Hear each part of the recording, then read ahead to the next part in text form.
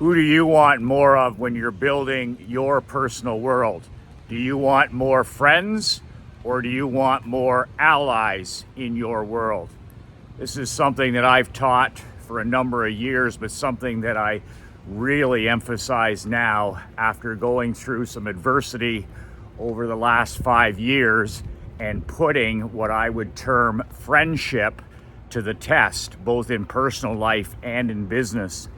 As I've matured over the last decade as a man and as an entrepreneur, I've noticed that there's a significant difference in having what people term friends in your life or having allies. And this is something that my father, who's 88 years old and worked 65 straight years retiring. My dad retired 3 years ago at the age of 85 after starting work as a 15-year-old young man. And he still tells us to this day, is my dad is the type of person who is respected by almost every single person in our community. That goes back to the fact that he's run companies for 65 years. He's been involved in the community as a charitable leader. He's been a hockey coach. He's been an athlete. He's been all these things. And it's interesting, if my dad ran for mayor in our small community today, he would win in a landslide. That's the level of respect that my dad has in our small community.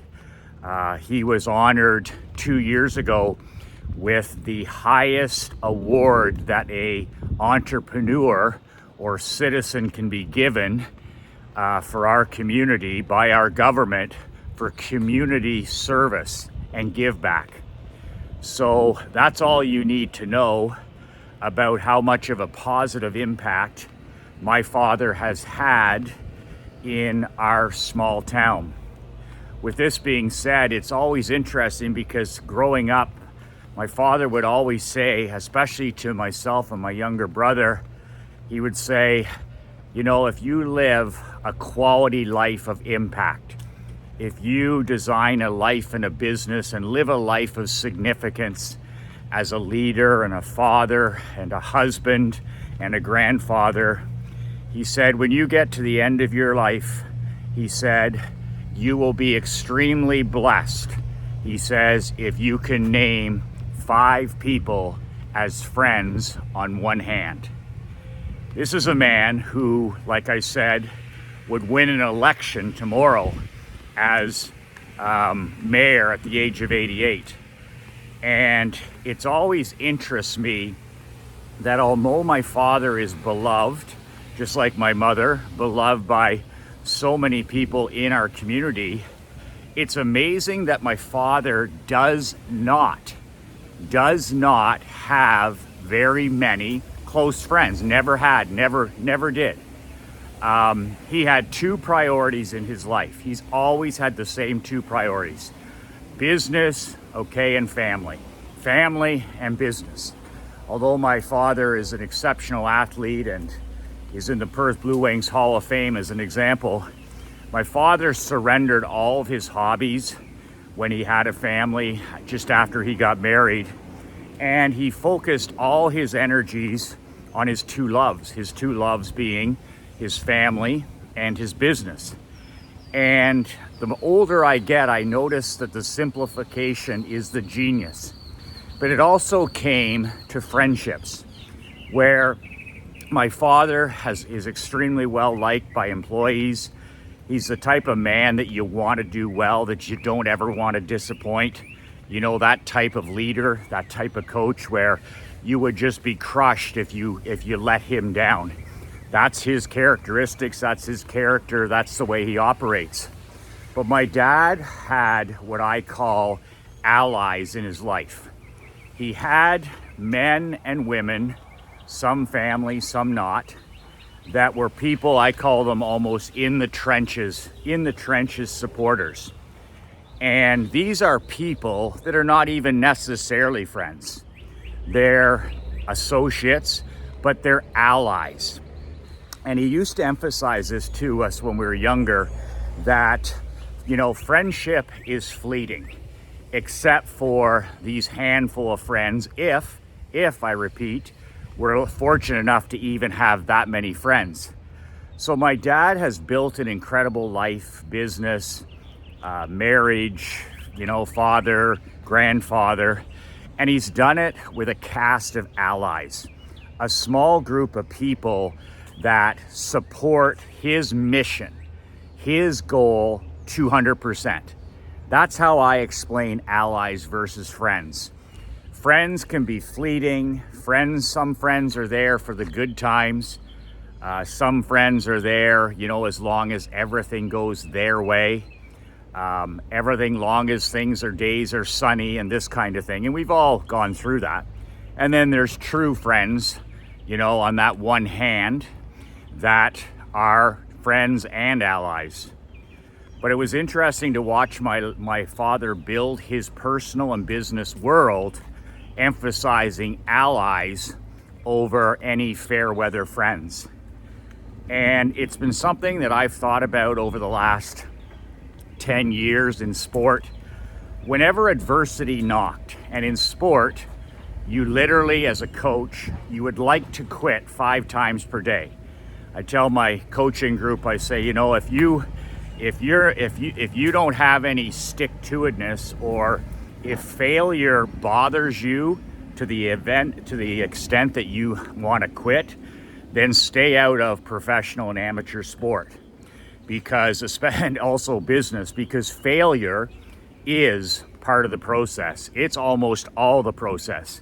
Get up and fail forward. And sport is no different. When I was building my powerhouse teams with the Blue Wings, every year for a while, setting records but finishing second. Setting records and finishing second. And it was amazing because we would build these powerhouse regular season teams. And in the end, pats on the back and fan support and corporate support and all this other stuff during the regular season. And then we would win, a couple rounds in the playoffs. And then we would play the perennial 5-time championship team that won every year. And I was on a mission to dethrone this team and to bring a Barclay Cup to our community, to my mom and dad, to everybody. And it was interesting along the process is it took me 6 years to get there. We won the Barclay Cup in 19. But along the way, I learned the difference between fair weather friends and true allies. And I can use my coaches as an example. I had 3 fantastic coaches, including Marc Andre, who works with me now, and Brian Greer and Bill White. And Bill was a coach and a general manager, plus our trainer and our strength coach, Tristan. These people are allies. They are allies.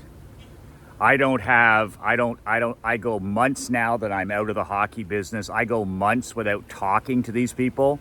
I may send an email to Tristan. I may send I made a talk to Bill or Brian maybe once every 2 months.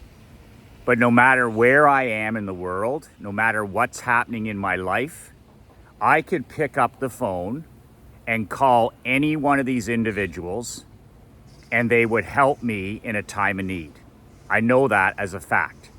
So that's like 5 allies. We're not best friends. In some cases, we're not even friends. Marc Andre and I talk every day because we work together. But we could be apart for years, and if I picked up the phone or if he picked up the phone, we would do whatever it takes to help the other person. That's an ally. And I see this with all my coaches, no matter what, allies. The exact opposite of that is what I noticed and relearned when we were losing. It would be hip, hip, hooray for everything we were doing for 8 months. And we would lose in double overtime in Game 7. Or we would lose in the semifinals. Didn't make any difference. All of a sudden, 97% of the people that were so-called friends, supporters, fans, disappear. And not just disappear, but blame, criticize, and all this stuff. And I accept all of that. I have been a coach for 31 years. I understand if you listen to the fans, you'll soon be sitting with them. I go in open-eyed on this stuff. I'm not to that. I'm talking about the people that are really close to you, that you can be missiled and misled, that they're not really with you. They're just with you as long as you're doing well. They're just with you as long as you serve their mission. And as I've got older and wiser, and I've had my losses and I've had my kicks in the teeth, I've relearned this many, many times. But sport was an incredible teacher for me in terms of friends versus allies. And it made me a fan of filling my world with allies. And I've done that with Badass Millionaire Brotherhood. If you look of the team, the powerhouse team that I'm a four quarters, not 100 pennies kind of guy, right? I'm 4 quarters versus 100 pennies. I've had the teams of 30 people. I've had 30 employees. I am building this personal world, my Badass Millionaire Brotherhood. I build it, okay? It's a 2-person operation with, Leanne Brennan and Marc-Andre LeBlanc and myself. And that's it, that's all. And the reason I'm doing that is I've relearned that I want to build my business world with allies. I don't want Leanne and Mark to be my best friend. I don't need to sit down and have lunch with them every day. I don't need them calling me at home. I don't need to have us pretend that we're friends or that we have the same friends or none of that stuff. It's all bullshit. It's the opposite of being authentic. It's the opposite of being honest. And instead, we have a clear is kind, as the great Brené Brown would say. We have a clear is kind relationship. Everybody knows their role, everybody knows their job, and we don't complicate things saying, well, we're friends because Michael signs my paycheck. We don't need any of that. They don't want to be my friend, and I don't need to be their friend. We just need to do the job. That's the power of surrounding yourself and hiring allies, people that share your mission. That's what it is. My coaches shared my mission. Not 99%, not 85%, not as long as we fucking win. They shared my mission. Okay? Eat, sleep, and breathe until we win a Barclay Cup. Eat, sleep, and breathe until we win a Barclay Cup. That's all my coaches, that's all they thought about. That was the biggest priority next to their family for 6 straight years until the job was done. Same thing with Badass Millionaire. Next to family, it's about eat, sleep, and breathe until you get the job done. And that's the secret to all of this, is having those people who are allies. And it simplifies so many things too when you don't bring in what I call the fake friendship stuff. Where, okay, he's a great boss, or it's a family atmosphere, or they have an ownership mentality, and all of this BS that you hear, especially from the online gurus or the people who are trying to sell this pretend experts online and on the internet. And it's all crippling BS to businessmen. It absolutely is not the way that things operate, not the way things are whatsoever. So the thing is I've noticed too, is, allies versus friends is a big thing when it comes to not only business, but also in your personal life. And I really notice this when you lose somebody in your life, let's say a personal death. Let's say a personal death. And you really notice at things like wakes and funerals, you really find out who are your true blue friends. And you also find out who your real bunker people, your allies are. That's when you find out who the people are. Not when things are going your way, not when the sky is sunny and everything is going your way. You find out who's really with you when you go through adversity. Here's the thing that I always like to teach. Have a long memory. Have a long memory. Forgive, okay, move forward, that's part of life, but never ever forget who your true friends are, and especially surround yourself with as many allies as you can. And an ally, as I said, is somebody that shares your mission. Your wife, as an example, she has to be your best friend and she has to be your ally, and she will be. You're sharing a mission of growing a family, raising children, raising grandchildren, and living and building a world of your dreams. That's a friend and an ally. If your marriage is struggling, you're no longer friends and you're no longer allies. Those are the two things that we need to focus on. Same thing with our children.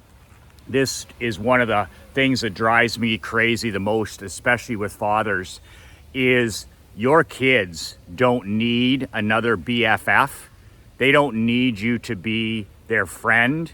They don't even need to like you some of the time. But they need to respect you and your wife. And you need to step up and you need to lead and you need to be their ally. You don't need to give endless speeches. You don't need to yell. You don't need to scream. You don't need to put on a show that makes you feel good. Your children need you. 2 words: be there. An ally is there. You're not there to be popular. You're not there to be liked. You're there to be respected. And you're there to make a difference in their lives. And nothing is as contagious as a positive example. But you need to be there. And your kids will judge how much love and respect, okay, that you give them by how much time you invest with them. Not time on your phone, not time sitting at the kitchen table, doing business. Time, present time, both feet in today. Time. That's how you spell love. With your wife, with your children, with your grandchildren. Love is spelled one way, Time. But that's present time. That's not time, walking with a phone. That's not time texting. That's not time email. That's not time looking at childish videos. It's time together, inviting them to do things. But they need an ally. Your children need an ally.